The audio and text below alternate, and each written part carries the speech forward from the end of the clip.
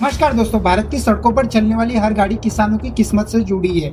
आपके पेट्रोल के दाम से लेकर तो आपकी जेब तक का शुरू होता है इथेनॉल का खेल। इथेनॉल एक सिंपल सा फ्यूल, पर उसके पीछे चल रहा था एक मल्टी थाउजेंड करोड़ रुपए का घोटाला, जिसमें सिर्फ करप्शन ही नहीं बल्कि हमारे डेमोक्रेसी के सबसे बड़े सवाल छुपे हैं। भारत सरकार हर साल फ्यूल इंपोर्ट्स पर करोड़ों रुपए खर्च करती है। कच्चे तेल पर हमारी इकोनॉमी निर्भर करती है, तो फिर इसे डिपेंडेंसी को खत्म करने के लिए सरकार ने एक मास्टर प्लान बनाया था, इथेनॉल ब्लेंडिंग प्रोग्राम। इथेनॉल यानी गन्ना और मक्का से बनने वाली एक अल्कोहल बेस्ड फ्यूल है, जिससे हम उसे पेट्रोल में मिलाकर प्रदूषण भी घटा सकते हैं और इंपोर्ट भी कम कर सकते हैं। सुनने में कितना अच्छा लगता है ना कि देश को फायदा होगा, किसानों को फायदा होगा, यहाँ तक कि लोगों को भी सस्ता पेट्रोल मिलेगा। पर इसके पीछे छुपी एक काली सच्चाई। इस इथेनॉल ब्लेंडिंग प्रोग्राम को कुछ कॉर्पोरेट हाउसेस और कुछ करप्ट पॉलिटिशियंस ने एक स्कैम में बदल दिया। इसमें किसानों से लेकर आम जनता को सबको नुकसान हुआ, पर इसके पीछे सिर्फ कुछ चुनिंदा कंपनियों को और कुछ पॉलिटिशियंस को ही फायदा हुआ। अब ये स्कैम सिर्फ कोई कमीशन खोरी तक ही सीमित था, या फिर इसके पीछे पूरा नेक्सस काम कर रहा था, जिसमें बड़ी बड़ी ऑयल कंपनीज, शुगर लॉबीज और कुछ पॉलिटिकल फैमिलीज भी शामिल थी। और सबसे शॉकिंग बात की, इस स्कैम की गूंज सिर्फ हमारे संसद तक ही नहीं बल्कि सुप्रीम कोर्ट और आरटीआई डॉक्यूमेंट्स तक भी पहुंची। तो आइए आज इस वीडियो के माध्यम से इस इथेनॉल के पीछे छुपे हुए स्कैम को जानने की कोशिश करते हैं।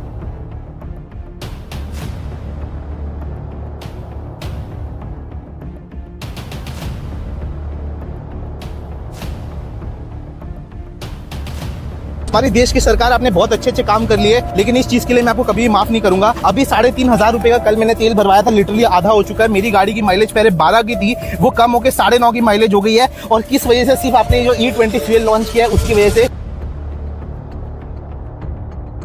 ये बोला गया था सरकार के द्वारा कि जब इथेनॉल ब्लेंडेड पेट्रोल आएगा तो पेट्रोल की कीमतें भी गिरेंगी, जो हमने अभी तक तो देखा नहीं है। सबसे पहले समझते हैं कि आखिर ये इथेनॉल है क्या। इथेनॉल एक प्रकार की अल्कोहल है जो मक्का, गन्ना और चावल से बनाई जाती है।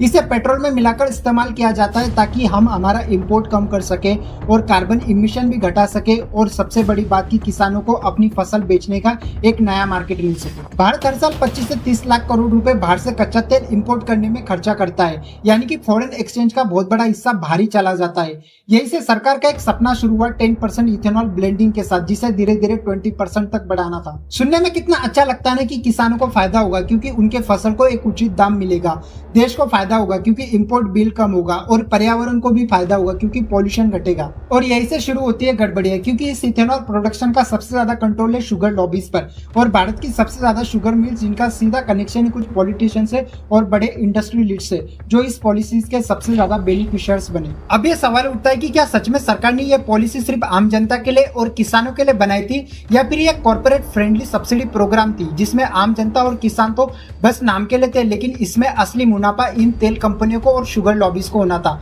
अब ये घोटाला कैसे हुआ, चलिए उसे स्टेप बाय स्टेप समझने की कोशिश करते हैं। Number 1, production monopoly. Ethanol production का सबसे ज्यादा सोर्स है गन्ना, मक्का और चावल, और भारत में सबसे ज्यादा इस शुगर मिल्स ही उस प्रोडक्शन पर कंट्रोल करती है। भारत की आधी से ज्यादा शुगर मिल्स कुछ पॉलिटिशियंस के रिश्तेदारों की है या फिर उनके पहचान के इंडस्ट्रियलिस्ट की, यानी कि शुरुआत से ही इस सप्लाई चेन पर पॉलिटिक्स की पकड़ रही है। Number 2, over invoicing and fake supply.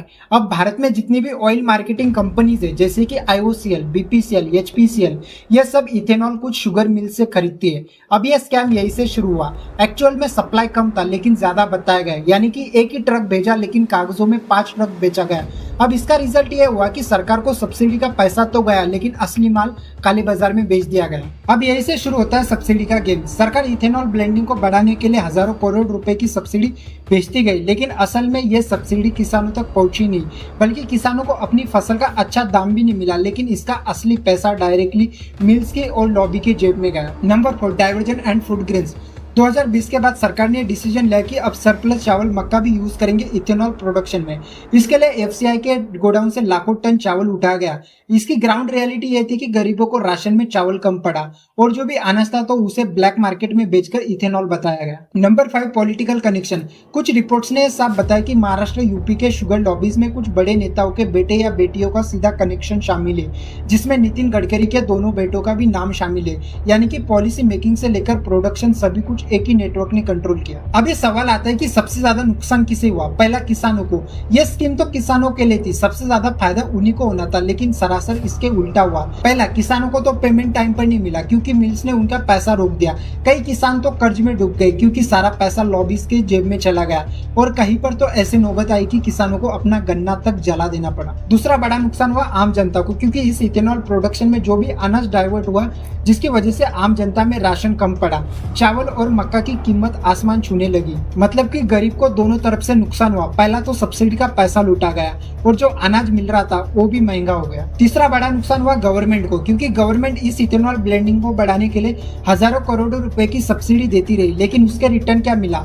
आधा टारगेट भी पूरा नहीं हो पाया, क्योंकि पेपर में तो अलग ही रिपोर्ट बताई गई, लेकिन उसके रियलिटी में इथेनॉल का रेट बहुत ही कम था। अब इसका नतीजा ये हुआ कि पब्लिक के पैसों का मिसयूज किया गया और जो भी टैक्स पेयर्स थे तो उनका भी पैसा लूटा गया। चौथा बड़ा नुकसान हुआ इकोनॉमी एंड फ्यूल कंज्यूमर्स को। इस इथेनॉल ब्लेंडिंग की वजह से पेट्रोल सस्ता होना चाहिए था, लेकिन इसके उल्टा हुआ। दिन ब दिन पेट्रोल के रेट बढ़ते ही गए, यानी कि जनता ने पॉकेट से पैसा तो दिया, लेकिन इसका लॉबी ने फायदा उठाया। सिंपल शब्दों में कहूँ तो किसानों को धोखा मिला, आम जनता का नुकसान हुआ, सरकार को घाटा हुआ, और जो कुछ चुनिंदा पॉलिटिशियंस और कुछ इंडस्ट्रीज थी तो उनको फायदा मिला। अब प्रॉब्लम यह है कि भारत के आधे से ज्यादा शुगर मिल्स डायरेक्टली कुछ पॉलिटिशियन के फैमिलीज की है, जिनमें बीजेपी नेता नितिन गडकरी के दोनों बेटों का नाम शामिल है। अगर यह बात सही निकली तो बीजेपी पर सवाल करना कोई गलत बात नहीं है, जिनमें महाराष्ट्र, यूपी और कर्नाटक के मिल्स का कनेक्शन सीधा इन पॉलिटिकल फैमिलीज के हाथों में है। यानी कि जब ये इथेनॉल स्कीम शुरू हुई तो इससे रिलेटेड जितने भी कॉन्ट्रैक्ट्स थे या फिर टेंडर्स थे तो सीधा उन्हीं लोगों के हाथों में गए। मतलब स्कीम तो भारत के किसानों के लिए और आम जनता के लिए थी, लेकिन इसका फायदा उठाया कुछ पॉलिटिशियंस ने और लॉबी ने। कई मिल्स ने फेक रिपोर्ट्स बताए, उन्होंने गवर्नमेंट को बताया कि हमने इतना इथेनॉल बनाया, लेकिन असल में इथेनॉल उससे कम बना था। इसका रिजल्ट ये हुआ कि सब्सिडी का पैसा सीधा पॉकेट में गया, लेकिन इथेनॉल ब्लेंडिंग का रेट बढ़ा चढ़ाकर ज्यादा बताया गया। सीएजी और विसल ब्लोअर्स ने यह एक्सपोज किया कि राशन में मिलने वाला अनाज इस इथेनॉल प्रोडक्शन में इस्तेमाल किया गया, यानी कि गरीबों को मिलने वाला खाना फ्यूल में जला दिया गया। और मीडिया ने इस बात को पूरी तरीके से दबा दिया, क्योंकि इनकी एडवर्टाइजिंग की फंडिंग इन्हीं कॉर्पोरेट से आती है और उनके सेठ लोग कभी नहीं चाहेंगे कि मीडिया उन्हीं का काला चिट्टा एक्सपोज करे। अब इस गोदी मीडिया ने भी लोगों का ध्यान भटकाने में कोई कसर नहीं छोड़ी, फिर चाहे वो मंदिर से रिलेटेड हो या फिर किसी सेलिब्रिटी से रिलेटेड या फिर और भी कुछ डिबेट्स उन्होंने चलाए। इसका नतीजा ये हुआ कि ये इथेनॉल स्कैम कभी नेशनल इशू बन ही नहीं पाया और लोगों के सामने आया ही नहीं। कुछ आरटीआई एक्टिविस्ट और इंडिपेंडेंट जर्नलिस्ट ने डाटा निकालकर दिखाया कि सब्सिडी और कॉन्ट्रैक्ट्स को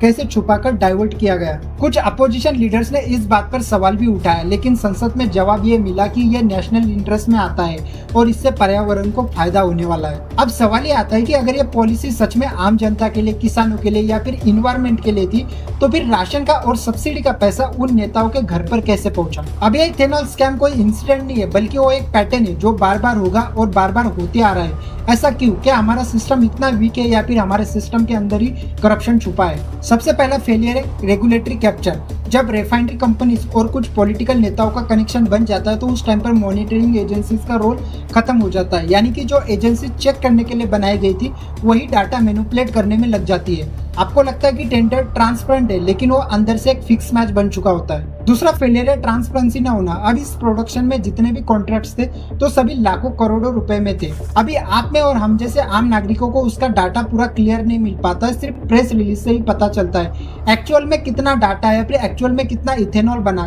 कौन से मिल से कितना आया या फिर कितना डाइवर्ट हुआ। इसका रियल टाइम इंफॉर्मेशन किसी के पास नहीं होती है, और जहां पर भी ऐसी सेक्रेसी होती है तो वहां पर करप्शन अपने आप ही पैदा हो जाता है। तीसरा फेलियर है पॉलिटिकल फंडिंग। अभी भारत में एक सीक्रेट ओपन है कि जितने भी बड़े बड़े स्कैम्स होते हैं तो उनके पीछे इलेक्शन फंडिंग छुपी होती है। रिफाइनरी और लॉबी सरकार को पैसा देती है और उसके बदले में उन्हें पॉलिसीज में रिलैक्सेशन मिलता है। मतलब यह स्कैम एक तरीके से विन विन डील है। नेताओं को पैसा मिलता है, कंपनीज को प्रॉफिट मिलता है और उसका नुकसान उठाता है सिर्फ आम आदमी। चौथा फेलियर है अकाउंटेबिलिटी ना होना। कभी आपने सुना है कि क्या कोई बड़ा स्कैम हुआ और इसके बाद कोई बड़े नेताओं को या इससे रिलेटेड कोई अधिकारी को जेल हुई? ज्यादा से ज्यादा इन्वेस्टिगेशन अनाउंस होती है, एक कमेटी बनाई जाती है, कुछ दिनों तक इन्वेस्टिगेशन होती है और बाद में सारी कुछ चीजें भुला दी जाती है और सारा मामला ठंडा हो जाता है। जितने बड़े स्कैम्स होते हैं तो उनकी अकाउंटेबिलिटी उतनी ही छोटी होती है। और पांचवा फेलियर है पब्लिक एफएटी। ये सबसे डेंजर चीज है। सरकार को पता है कि पब्लिक कुछ दिन चिल्लाएंगी, कुछ दिन आवाज उठाएंगी और बाद में अपने आप ही चुप हो जाएगी। कल पेपर लिखता आज इथेनॉल स्कैम है, कल और परसों नया और एक स्कैम आ जाएगा और ये स्कैम कभी नहीं रुकेंगे, क्योंकि गवर्नमेंट को पता है लोग कुछ दिन चिल्लाते, आवाज उठाते, बाद में अपने आप भूल जाते। और ये चीज सच भी है कि हम हमारा गुस्सा केवल 1-2 दिन दिखाते हैं और बाद में हमारी डेली रूटीन की लाइफ में बिजी हो जाते हैं। और यही असली वजह है, क्योंकि स्कैम सिर्फ कोई एक इंसान नहीं करता है, उसके पीछे पूरा सिस्टम का साथ होता है, पूरी एक टीम होती है, पूरी फिक्स मैच होती है, तभी एक स्कैम होता है। जब तक कि सिस्टम में ट्रांसपेरेंसी, अकाउंटेबिलिटी और एक इंडिपेंडेंट मॉनिटरिंग नहीं होगी, तब तक ऐसे स्कैम दिन ब दिन होते ही रहेंगे। अगर आप वाकई में देश की भलाई के बारे में सोचते हो तो ऐसे स्कैम्स के खिलाफ, अत्याचारों के खिलाफ आवाज उठाने की कोशिश करो, या फिर अगर आप आवाज नहीं उठा सकते तो जो पर्सन आवाज उठा रहा है उसका साथ दो, उसकी आवाज बनने की कोशिश करो, क्योंकि देशभक्ति बस व्हाट्सएप पे स्टेटस लगाने से नहीं आती, बल्कि ग्राउंड रियलिटी पर काम भी करना होता है। तो अगर आप इस लड़ाई में मेरे साथ हो, वाकई अगर आप मेरा साथ देना चाहते हो तो मेरी इस आवाज को और भी लोगों तक पहुंचाओ और कमेंट्स में नो मोर स्कैम्स करके एक हैशटैग्स को वायरल करो। मैं आपको मिलूंगा अगली वीडियो में, तब तक के बहुत बहुत धन्यवाद।